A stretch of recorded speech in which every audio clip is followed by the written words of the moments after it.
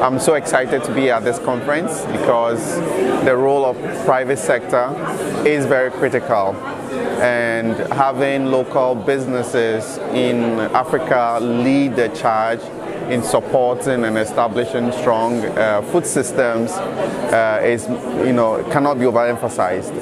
Benin has shown the way in establishing very strong infrastructural development in the area of agro-processing.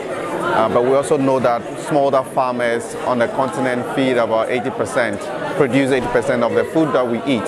And so if we really want to create a sustainable and a strong food system, we need to work closely with private sector to build capacity in partnership with governments to ensure that we are training farmers, we're helping finance them, giving them the resources they need to be able to ensure food security on the continent. Je me sens chanceuse d'avoir pu participer à cette 10e édition du Choiseul Africa Forum Summit, tout simplement parce que j'ai reçu énormément d'informations, j'ai rencontré plein de personnes et je me suis dit, franchement, si le Choiseul n'avait pas eu l'opportunité de venir au Bénin, on allait vraiment rater cette occasion de nous connecter avec le monde.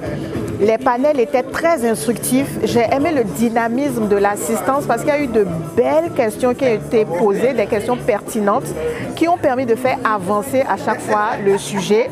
Et je dois avouer que les speakers qui ont été présents sur les différents panels ont été très généreux.